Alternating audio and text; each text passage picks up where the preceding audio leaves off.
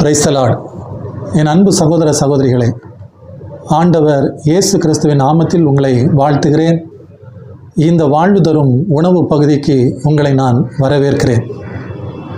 Send Jude 74 channel வழியாக ஆண்டவருடைய இறை வார்த்தையை உங்களுக்கு அறிவிப்பதிலே நான் மிகுந்த மகிழ்ச்சி அடைகிறேன். அதிலும் குறிப்பாக இன்றைய நாளிலே நாம் பார்க்க இருக்கிற மிக முக்கியமான செய்தி என்னவென்றால் நற்கருணையை குறித்து. நற்கருணை என்றால் என்ன? அது எப்போது உருவானது? அந்த நற்கருணை எதற்காக உருவாக்கப்பட்டது என்றும், இரண்டாவதாக ஆதி கிறிஸ்தவர்கள் காலம் முதல் கொண்டு இன்று வரை இந்த திவ்ய நற்கருணையினால் உண்டான அற்புதங்களும் அதிசயங்களும் என்ன? மூன்றாவதாக திவ்ய நற்கருணையை நாம் எப்படி தகுதியோடு உட்கொள்ள வேண்டும் என்று சொல்லி இந்த 3 தலைப்புகளிலே நற்கருணையை குறித்து நாம் தெளிவாக பார்க்க இருக்கிறோம்.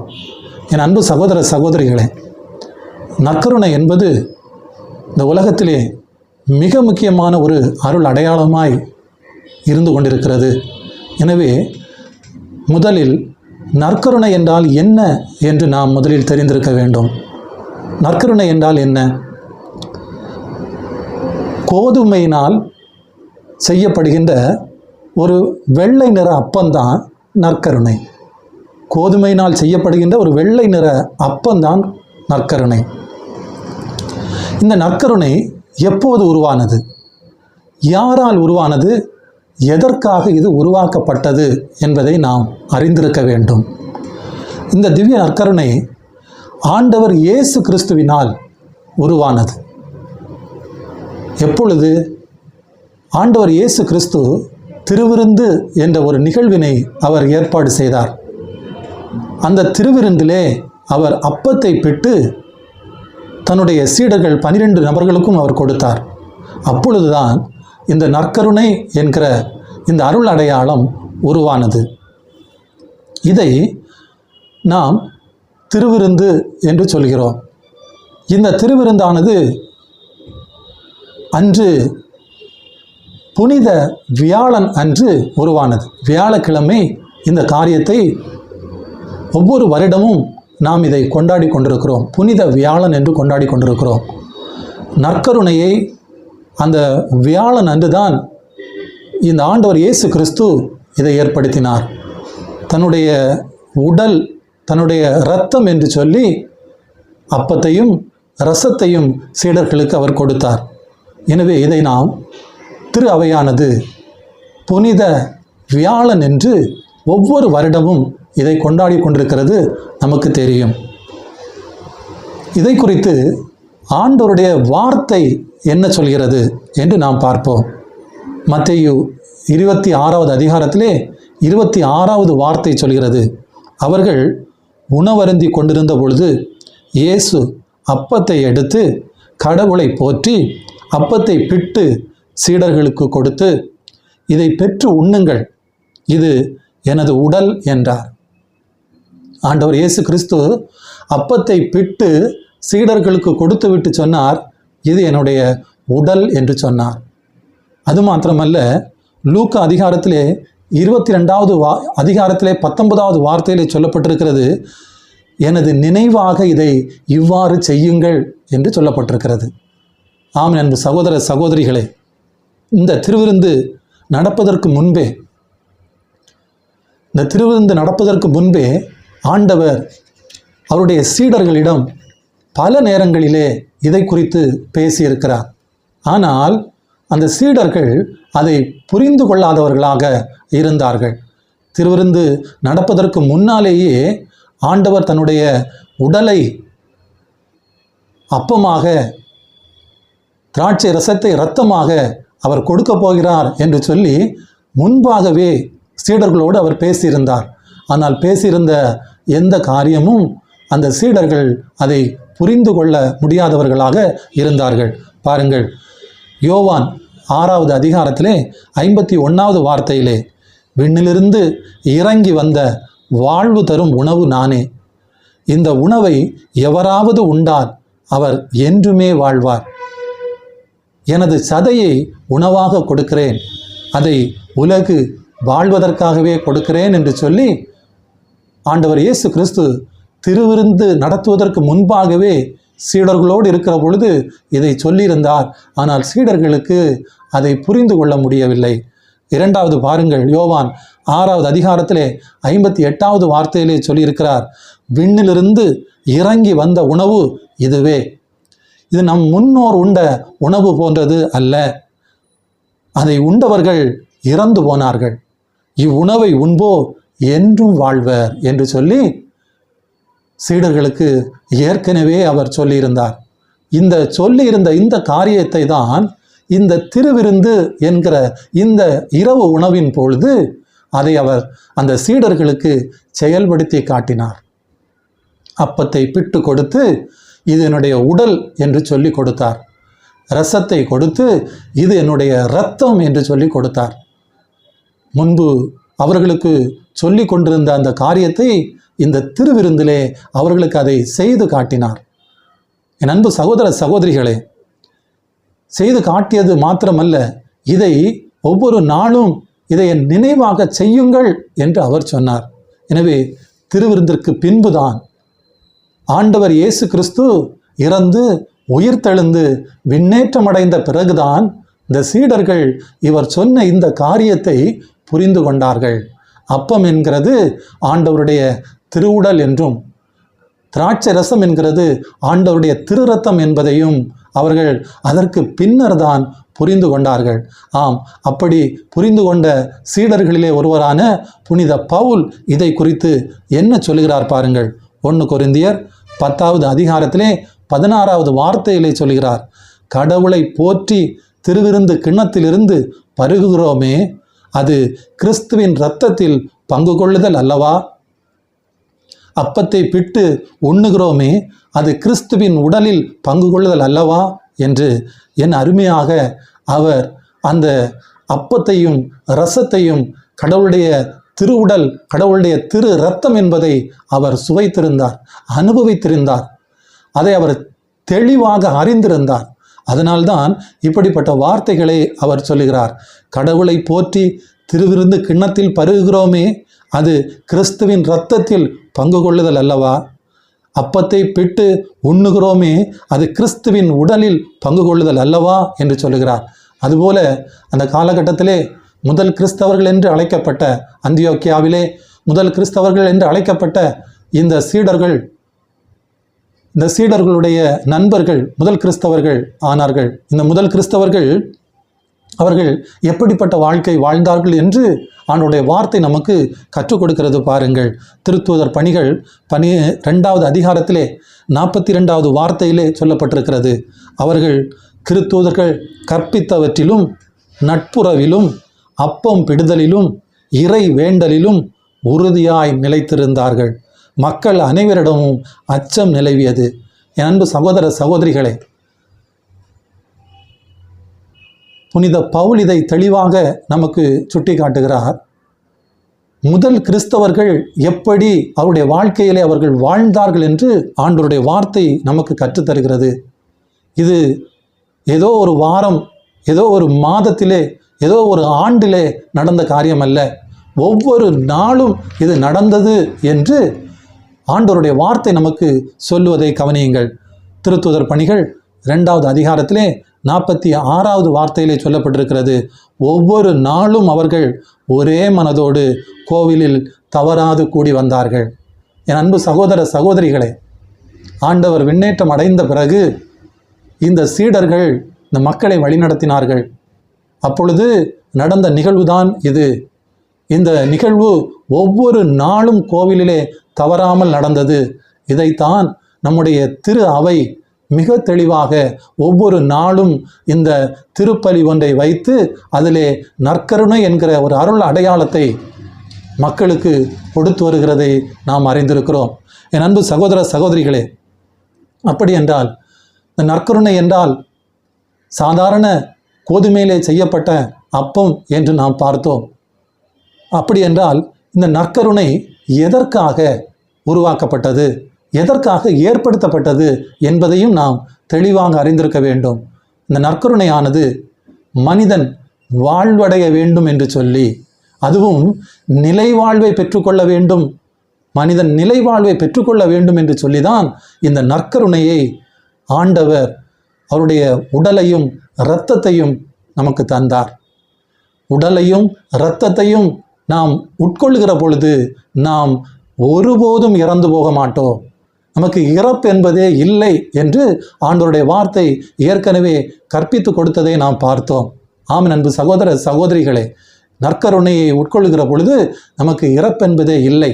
நாம் நிலை வாழ்வை பெற்றுக்கொள்கிறோம், நிலையான வாழ்வை நாம் பெற்றுக்கொள்கிறோம் என்று சொல்லி ஆண்டவருடைய வார்த்தை நமக்கு மிக தெளிவாக கற்றுக் கொடுக்கிறது. எனவே இந்த நற்கருணையை, இந்த திவ்ய நற்கருணையை நாம் தகுதியோடு உண்ண வேண்டும், தகுதியோடு நாம் உண்ண வேண்டும். அப்படி தகுதியோடு உண்கிறவர்கள் யாரெல்லாம் தகுதியோடு அதை உண்கிறார்களோ அவர்கள் மாத்திரம்தான் நிலை வாழ்வை அவர்கள் பெற்றுக்கொள்ள முடியும். மிக முக்கியமான ஒரு காரியத்தை நீங்கள் கவனிக்க வேண்டும். சாதாரண கோதுமையிலே செய்யப்பட்ட இந்த வெள்ளை நிற அப்பமானது எப்படி ஆண்டவருடைய உடலாக இரத்தமாக மாறுகிறது என்பதை நாம் தெளிவாக அறிந்திருக்க வேண்டும். என் அன்பு சகோதர சகோதரிகளே, திரு அவையானது ஒவ்வொரு நாளும் நமக்கு திருப்பலி என்ற ஒரு அற்புதமான காரியத்தை தந்திருக்கிறது.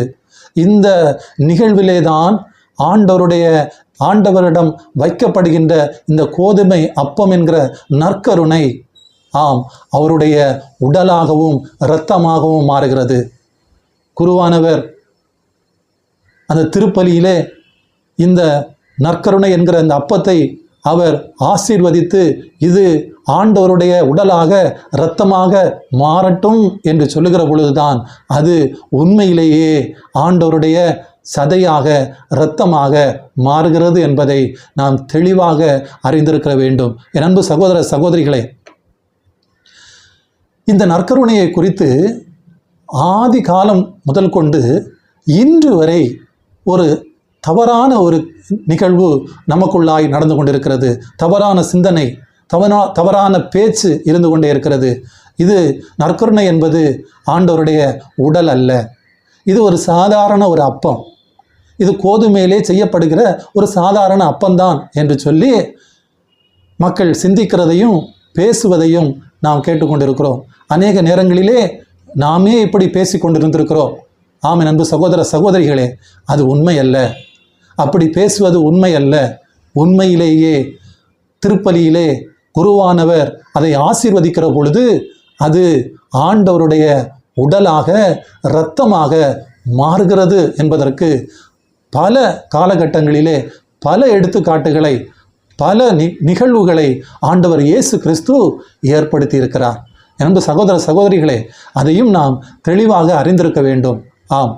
முதலாவதாக நடந்த நற்கருணை புதுமை எப்பொழுது நடந்தது என்று சொன்னால் 595ஆம் ஆண்டிலே ஒரு நிகழ்வு ஒன்று நடக்கிறது. அதுதான் திரு அவையால் அங்கீகரிக்கப்பட்ட முதல் நற்கருணை புதுமை. அந்த நேரத்திலே திருத்தந்தை முதலாம் கிரகோரி என்பவர் திருத்தந்தையாக இருந்தார். அவர் ஒரு நாள் திருப்பலியை நடத்தி கொண்டிருக்கிற பொழுது அந்த திருப்பலியிலே அப்பம் தயாரிக்கிற, அந்த அப்பத்தை தயாரித்து கொடுக்கிற பெண்ணும் அந்த பெண்மணியும் அந்த திருப்பலியிலே கலந்து கொண்டிருந்தாள். அவளும் அந்த நற்கருணை பவனியிலே வந்து ஆண்டவருடைய உடலை பெறுவதற்காக அவள் வந்து வரிசையிலே நின்று கொண்டிருக்கிற பொழுது இந்த தந்தை முதலாம் கிரகோரி அவர்கள் நற்கருணையை எடுத்து அந்த பெண்மணிக்கு கொடுக்கிறார். கொடுத்த உடனே அவர் சொல்லக்கூடிய வார்த்தை, முதலாம் திருத்தந்தை கிரகோரி அவர் சொல்லக்கூடிய வார்த்தை, இது ஆண்டவருடைய திருவுடல் என்று சொல்லுகிறார். இது இயேசு கிறிஸ்துவனுடைய திருவுடல் என்று சொல்லுகிறார். சொன்ன உடனேயே அந்த பெண்மணி சிரித்து விட்டாள். அவள் சிரிக்கிறாள். இது நான் தயாரித்த உணவல்லவா, இதை உண்டாக்கியது நான் தானே, இதை நான் கோதுமை மாவிலிருந்து இதை ஒரு அப்பமாக நான் செய்து கொண்டு வந்திருக்கிறேனே, இதை நீங்கள் ஆண்டவருடைய திருவுடல் என்று சொல்லுகிறீர்களே என்று சொல்லி சிரித்தாள். சிரித்த உடனேயே தந்தை முதலாம் கிரகோரி அவர்கள் அதை அந்த பெண்மணிக்கு கொடுக்காமல் அந்த அப்பத்தை மாத்திரம் தனியாக ஒரு தட்டிலே அதை எடுத்து வைத்தார். அந்த பெண்மணிக்கு அவர் நற்கருணை கொடுக்கவில்லை. திருப்பலி நடந்து கொண்டிருக்கிறது. திருப்பலி நடந்து கொண்டிருக்கிற பொழுது அந்த தட்டிலே வைக்கப்பட்டிருந்த அந்த நற்கருணையானது கடவுளுடைய ஆண்டவர் இயேசு கிறிஸ்துனுடைய உடலாகவும் இரத்தமாகவும் மாறி இருந்தது. மிகுந்த ஒரு ஆச்சரியத்தை கொடுக்கக்கூடிய ஒரு காரியமாய் காணப்பட்டது. இதை கேள்விப்பட்ட, இதை பார்த்த அந்த பெண் பதறி போனாள். ஐயோ, நாம் தெரியாமல் அல்லவா இப்படி சொல்லிவிட்டோம், இப்படி செய்துவிட்டோம் என்று சொல்லி அவள் கதறினாள். அன்றைய பாதத்திலே விழுந்து அவள் மன்னிப்பு கேட்டாள். மன்னிப்பை அவள் பெற்றுக்கொண்டாள். நான் தவறு செய்துவிட்டேன், நான் தெரியாமல் இதை சொல்லிவிட்டேன் என்று சொல்லி அவள் மன்னிப்பு பெற்றுக்கொண்டாள். என் அன்பு சகோதர சகோதரிகளே, இதுதான் திருத்தந்தை முதலாம் கிரகோரி நடத்திய திருப்பலியில் நடந்த முதல் நற்கருணை புதுமை. இரண்டாவதாக பார்க்கிற பொழுது 750வது ஆண்டிலே இத்தாலியிலே ஒரு நிகழ்வு ஒன்று நடந்தது. லான்சியானோ நகர் சிற்றாலயத்திலே பேசில் என்கிற அந்த சபை ஒழுங்கை சார்ந்த ஒரு குருவானவர் சந்தேகத்தோடு அவர் அந்த திருப்பலியை ஆற்றி கொண்டிருக்கிற பொழுது இப்படி ஒரு நிகழ்வு நடந்தது. 750வது ஆண்டிலே அவர் ஒவ்வொரு நாளும் திருப்பலி ஆற்றுவது அவருடைய வழக்கம். அப்படி திருப்பலி ஆற்றி கொண்டிருக்கிற பொழுது இந்த சாதாரண இந்த அப்பத்தை எடுத்து இது ஆண்டவருடைய திருவுடல் என்று சொல்லுகிற பொழுது அது அவருக்கு வேடிக்கையாக இருந்தது. அவர் அதிலே ஒரு சந்தேகமான ஒரு காரிய பார்வையிலே அவர் இருந்து கொண்டிருந்தார். எனவே இந்த திருப்பலி நிறைவேற்றுவது என்பது அவருக்கு ஒரு கஷ்டமான காரியமாக, ஒரு விருப்பமில்லாத ஒரு காரியமாகவே இருந்து கொண்டிருந்தது. எனவே அவர் ஒரு முடிவுக்கு வந்தார். இனிமேல் நாம் திருப்பலி நிறைவேற்ற வேண்டாம், இப்படி ஒரு தவறான காரியத்தை நாம் செய்ய வேண்டாம் என்று சொல்லி அவர் ஒரு முடிவிலே இருந்து கொண்டிருந்தார். அந்த நேரத்திலே அந்த தேவாலயத்திலே திருப்பலி நிறைவேற்றுவதற்கு வரவேண்டிய குருவானவர் வரவில்லை. அப்பொழுது இவர்தான் அந்த திருப்பலியை நிறைவேற்ற வேண்டிய சூழ்நிலை ஏற்பட்டது. அப்போ ஏற்கனவே இவர் முடிவெடுத்திருந்தார், இனிமேல் இந்த மாதிரி காரியங்களை நான் செய்வதில்லை என்று சொல்லி முடிவெடுத்திருந்தார். அந்த நேரத்திலே அவருக்கு ஒரு சந்தர்ப்பம் கொடுக்கப்பட்டது. அவர் போய் அந்த திருப்பலியை நிறைவேற்றி கொண்டிருந்த வேளையிலே அப்பம் உண்மையான சதையாகவும் திராட்சை ரசம் உண்மையான இரத்தமாகவும் மாறியது. அது இன்றளவும் பாதுகாப்பாக அந்த லான்சியானோ நகர் சிற்றாலயத்திலே வைக்கப்பட்டிருக்கிறதை அநேக மக்கள் அன்று முதல் இன்று வரை அதை சென்று தரிசித்து வருகிறார்கள், அதை கண்டு வருகிறார்கள். என் அன்பு சகோதர சகோதரிகளே, இது மாத்திரமல்ல, இதுபோல அநேக நேரங்களில் அநேக காலகட்டங்களிலே இப்படிப்பட்ட அற்புதங்கள் தொடர்ந்து நடந்து கொண்டிருக்கிறது. அதுபோல 1194வது ஆண்டு ஜெர்மனியிலே அவுஸ்பர்க் பகுதியில் நற்கருணை வாங்கிய பெண் ஒரு பெண் வரிசையிலே நின்று நற்கருணையை கையிலே வாங்கினார். வாங்கினதை அவர் தன்னுடைய வாயிலே போட்டு அதை உண்ணாமல் அதை கையிலே மறைத்து வைத்து கொண்டு வீட்டிலே கொண்டு அதை வைத்து விட்டார். அடுத்த நாள் அதை பார்க்கிற பொழுது அந்த நற்கருணையானது ஆண்டவருடைய சதையாகவும் இரத்தமாகவும் மாறியிருந்தது. அதிர்ந்து போனாள் அந்த சகோதரி, அதிர்ந்து போனாள். உடனே ஓடி சென்று அந்த தேவாலயத்தினுடைய பங்கு தந்தையிடம் போய் இதை அறிவித்தாள். இப்படி நான் இதை மறைத்து கொண்டு வைத்தேன், அது இப்பொழுது இரத்தமும் சதையுமாக இருக்கிறது என்று சொன்னாள். இதை பார்க்க குருவானவர் ஓடோடி வந்தார். ஓடி வந்து அங்கு பார்க்கிற பொழுது உண்மையாகவே அது ஆண்டவருடைய சதையாகவும் இரத்தமாகவும் மாறியிருந்தது. என்று சகோதர சகோதரிகளே, உடனே அதனை ஒரு நல்ல ஒரு பாத்திரத்திலே ஒரு பேழையிலே வைத்து அதனை பவனியாக மறைமாவட்ட பேராலயத்திற்கு அதை எடுத்து சென்றார்கள் என்ற குறிப்பு திரு அவையிலே காணப்படுகிறது. அன்பு சகோதர சகோதரிகளே, இதை நாம் தெளிவாக அறிந்திருக்க வேண்டும். அதுபோல 1264வது ஆண்டு இத்தாலியிலே பொல்சேகா பகுதியில் ஜெர்மன் குரு ஒருவர் திருப்பலி நடத்தி கொண்டிருந்தார். அப்படி திருப்பலி அவர் நிறைவேற்றி கொண்டிருக்கிற வேளையிலே நற்கருணை அப்பத்தில் இருந்து இரத்தம் வடிந்தது. அந்த இரத்தம் வடிந்து பலிபீடத்திலே போடப்பட்டிருந்த அந்த விரிப்பின் மீது அது சிந்தியது. உடனே இது எல்லா இடங்களுக்கும் இந்த செய்தி பரவியது.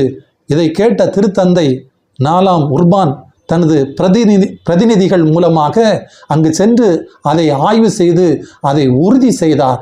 இது ஆண்டவர் இயேசு கிறிஸ்துவனுடைய இரத்தம் என்று உறுதி செய்தார். ஆம், இதுபோல பல இடங்களிலே, அநேக இடங்களிலே, ஒவ்வொரு காலகட்டங்களிலும் ஆண்டவருடைய நற்கருணை, ஆண்டவருடைய உடலாகவும் இரத்தமாகவும் அவர் அதை மாற்றியிருக்கிறார். அநேக புதுமைகளை அவர் செய்திருக்கிறார். அண்மையிலே நீங்கள் பார்க்கிற பொழுது நாம் வாழ்ந்து கொண்டிருக்கிற இந்த காலகட்டத்தில் கூட நம்முடைய பக்கத்து மாநிலமான கேரளாவிலே, கொச்சியிலே ஒரு சிற்றாலயத்திலே நடந்த நிகழ்வை நான் உங்களுக்கு எடுத்து காட்டுகிறேன். இப்பொழுது நடந்த நிகழ்வு, தற்போது நடந்த நிகழ்வு. அந்த ஆலயத்திலே திருப்பலியை நிறைவேற்றி கொண்டிருந்த பொழுது ஒரு சிறுமி நற்கருணையை எடுக்க சென்றாள். அந்த நற்கருணையை அவள் தன்னுடைய வாயிலே, நாக்கிலே வாங்கிய பொழுது அது ஆண்டவருடைய உடலாக, சதையாக, இரத்தமாக மாறியது. அன்பு சகோதர சகோதரிகளே, ஆண்டவர் உயிரோடு இருந்து கொண்டிருக்கிறார் நற்கருணையிலே. அவர் நற்கருணையிலே உயிரோடு நான் இருக்கிறேன் என்று அவர் பல காலகட்டங்களிலே தன்னை அவர் நிரூபித்து கொண்டே இருக்கிறார். இது அண்மையிலே கேரளாவிலே கொச்சியிலே ஒரு சிற்றாலயத்தில் நடந்த நிகழ்வை நான் உங்களுக்கு சொல்லிக் கொண்டிருக்கிறேன். இதை நான் உங்களுக்கு காட்சிப்படுத்துகிறேன். ஆமென் அன்பு சகோதர சகோதரிகளே. அது சதையாக, ஆண்டவருடைய சதையாக, இரத்தமாக மாறியது. உடனே அதனை பேழையிலே எடுத்து நம்முடைய தலைமையிடத்திற்கு, போப்பானவருக்கு அதை அவர்கள் அனுப்பி வைத்திருக்கிறார்கள். என் அன்பு சகோதர சகோதரிகளே, இதை நாம் பார்க்கிற போது நற்கருணை பேழையிலே ஆண்டவர் உயிரோடு இருந்து கொண்டிருக்கிறார். ஆண்டவர் உயிரோடு இருந்து கொண்டிருக்கிறார். எனவே நாம் ஒவ்வொரு நாளும் உட்கொள்ளும் நற்கருணை ஆண்டவர் இயேசு கிறிஸ்துவனுடைய சதை, அவருடைய இரத்தம் என்பதை நாம் ஒருபோதும் மறந்து போகக்கூடாது. எனவே இந்த நற்கருணையை நாம் எப்படி உட்கொள்ள வேண்டும் என்று புனித பவுல் நமக்கு தெளிவாக எடுத்து சொல்கிறார். என் அன்பு சகோதர சகோதரிகளே, இதை நாம் தெளிவாக கவனிக்க வேண்டும். இது மிக முக்கியமான ஒரு பகுதி. நற்கருணையை நாம் ஒவ்வொரு நாளும் எடுக்கிறோம், ஒவ்வொரு ஞாயிற்றுக்கிழமைகளில் நாம் எடுக்கிறோம். அதை நாம் எப்படி தகுதியோடு எடுக்க வேண்டும் என்று சொல்லி புனித பவுல் நமக்கு சொல்லுவதை கவனியுங்கள். 1 கொரிந்தியர் 11வது அதிகாரத்திலே 26 முதல் 30 முடிய உள்ள வார்த்தைகளிலே சொல்லப்பட்டிருக்கிறது. ஆதலால் நீங்கள் இந்த அப்பத்தை உண்டு கிண்ணத்தில் பருகும் போதெல்லாம் ஆண்டவருடைய சாவை அவர் வரும் வரை அறிவிக்கிறீர்கள். ஆகவே எவராவது தகுதியற்ற நிலையில் இந்த அப்பத்தை உண்டால் அல்லது ஆண்டவரின் கிண்ணத்தில் பருகினால் அவர் ஆண்டவரின் உடலுக்கும் இரத்தத்திற்கும் எதிராக குற்றம் புரிகிறார். எனவே ஒவ்வொருவரும் தம்மையே சோதித்து அறிந்த பின்பே இந்த அப்பத்தை உண்டு கிண்ணத்தில் பருக வேண்டும். ஏனெனில் ஆண்டவருடைய உடல் என உணராமல் உண்டு பருகுபவர் தம்மீது தண்டனை தீர்ப்பையே வருவித்துக் கொள்கிறார். இதனால் தானே உங்களில் பலர் வலுவற்றோராயும் உடல் நலமற்றோராயும் இருக்கின்றனர், மற்றும் பலர் இறந்தும் விட்டனர் என்று புனித பவுல் ஆண்டவருடைய வார்த்தை இப்படி நமக்கு கற்றுக் கொடுக்கிறார். பாருங்கள் என் அன்பு சகோதர சகோதரிகளே, நற்கருணை அவ்வளவு ஆற்றல் உள்ளது. நற்கருணை ஆண்டவருடைய சதை, நற்கருணை ஆண்டவருடைய சதையும் இரத்தமும் கலந்தது. எனவே அது உயிருள்ளதாக இப்பொழுதும் நற்கருணை பேழைக்குள்ளாக இருந்து கொண்டிருக்கிறது. எனவே இந்த நற்கருணையை நாம் சாதாரணமாக உட்கொள்ளக்கூடாது. இந்த உலகத்திலே வேறு எந்த காரியங்களையும் நாம் சாதாரணமாக செய்துவிடலாம். ஆனால் இது அப்படியல்ல, இது அப்படிப்பட்ட காரியம் அல்ல. இது ஆண்டவர் சதையோடும் இரத்தத்தோடும் இருக்கிற காரியம். அவர் உயிரோடு இருந்து கொண்டிருக்கிறார். எனவே அதை நாம் தகுதியற்ற நிலையிலே நாம் உண்டோம் என்று சொன்னால் என்ன நடக்கும் என்று பாருங்கள். தகுதியற்ற நிலையிலே நாம் உண்டோம் என்று சொன்னால் உங்களில் பலர் வலுவற்றவர்களாகி விடுவார்கள், வலுவற்று போவார்கள். உங்களில் பலர் உடல் நலமற்றோராக மாறுவார்கள். தகுதி இல்லாமல் நற்கருணையை ஒருபோதும் நாம் உண்ணக்கூடாது. மற்றும் பலர் இறந்து விட்டனர் என்றால் அதற்கு அர்த்தம் என்ன? எல்லோரும் தான் இறக்கிறார்களே என்று கேள்வி வரலாம். இறந்து விட்டனர் என்றால் நிலை வாழ்வை அவர்கள் இழந்து விட்டார்கள். தகுதியற்ற முறையிலே இந்த நற்கருணையை உட்கொண்டதினாலே நோயுற்றவர்களாக இப்பொழுது காணப்படுகிறார்கள். வலுவற்றவர்களாக இருக்கிறார்கள். மற்றும் பலர் நிலை வாழ்வை இழந்து விட்டவர்களாக மாறிவிட்டார்கள். காரணம் என்ன? நற்கருணையை தகுதியற்ற நிலையிலே உட்கொண்டதினால். எனவே இந்த நற்கருணையை நாம் தகுதியோடு தான் உட்கொள்ள வேண்டும். தகுதியோடு என்ன சொல்லப்பட்டிருக்கிறது பாருங்கள்.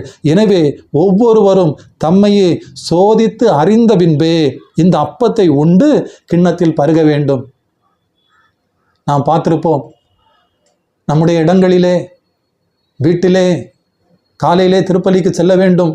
ஆனால் வீட்டிலே மனைவியோடு சண்டை செய்துவிட்டு அல்லது கணவரோடு சண்டை செய்துவிட்டு நாம் திருப்பலிக்கு செல்வோம்.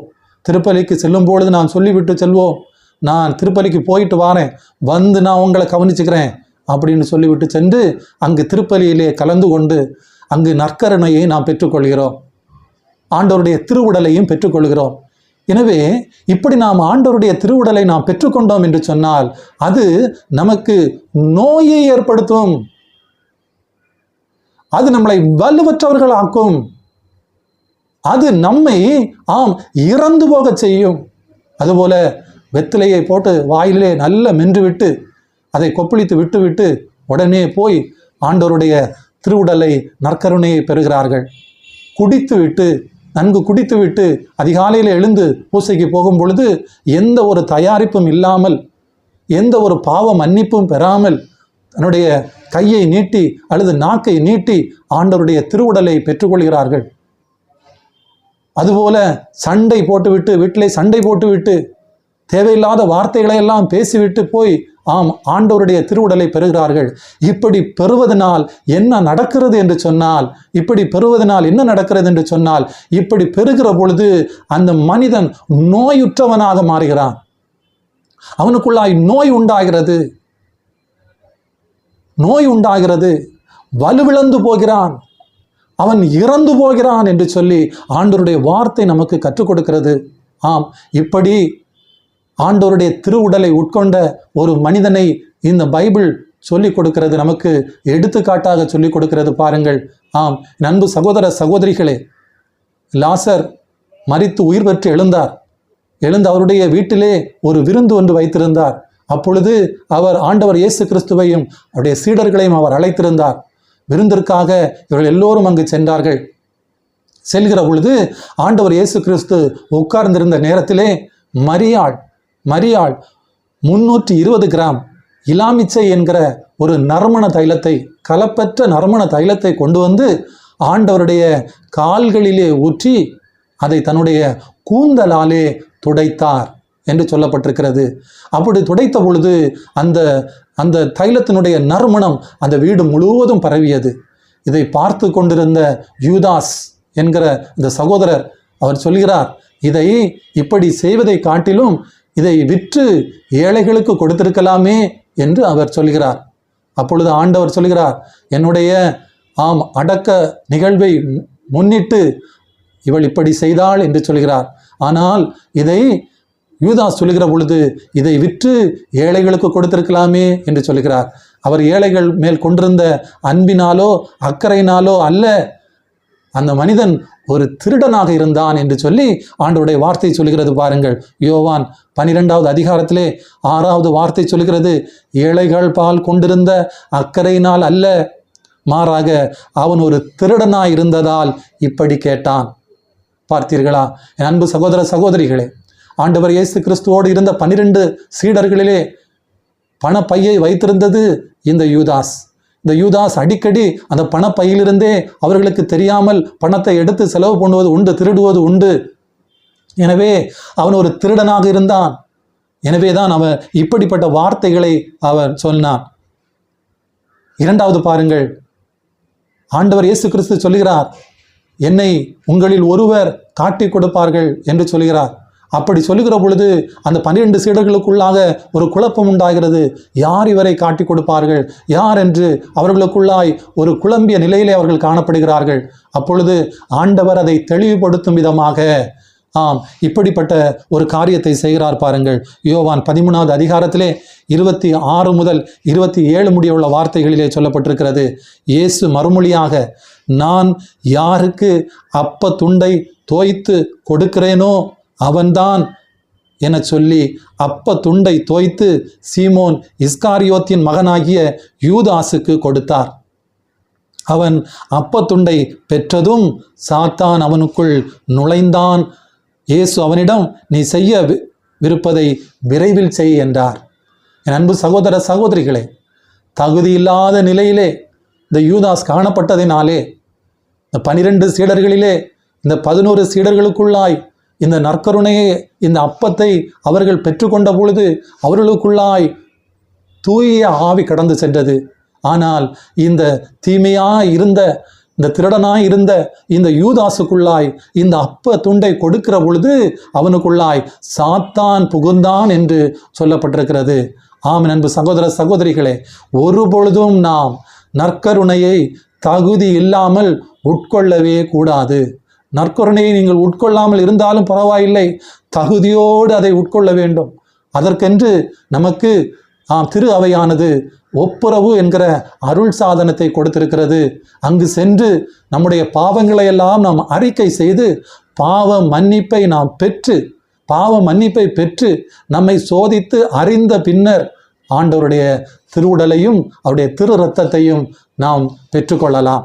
அப்படி பெறுகிற பொழுது நம்முடைய சரீரத்திலே காணப்படக்கூடிய எந்தவித நோயாக இருந்தாலும் அந்த நோயிலிருந்து நாம் விடுதலையை பெற்றுக்கொள்வோம்.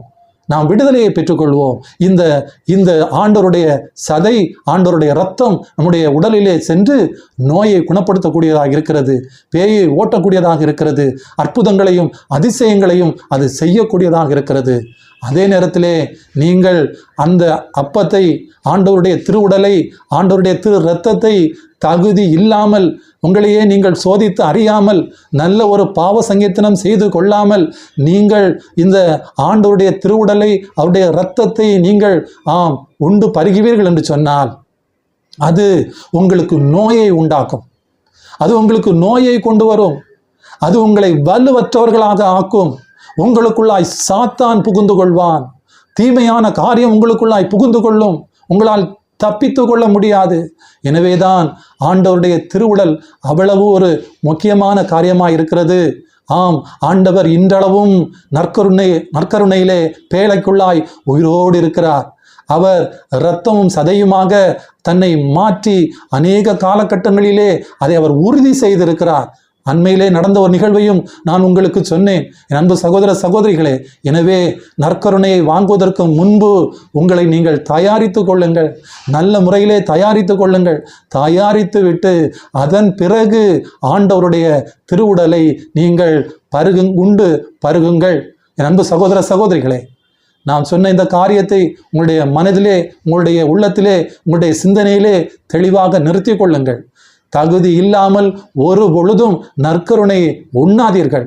நற்கருணையே அப்படி தகுதி இல்லாமல் நீங்கள் உண்பீர்கள் என்று சொன்னால் இந்த வார்த்தையிலே சொல்லப்பட்டிருக்கிற காரியம் அத்தனையும் அவர்களுக்குள்ளாய் நடக்கும்.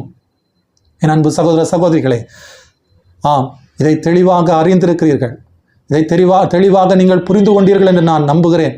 எனவே இந்த செய்தியை நீங்கள் மட்டுமல்ல, மற்றவர்களுக்கும் இந்த செய்தியை நீங்கள் பகிர்ந்து கொடுங்கள். இந்த செய்தியானது அவர்களுக்கும் மிகுந்த பிரயோஜனமாய் இருக்கட்டும். ஆண்டவர் தாமே கேட்டுக்கொண்டிருக்கிற உங்கள் ஒவ்வொருவரையும் நிறைவாய் ஆசீர்வதித்து வழிநடத்துவாராக. ஆமென்.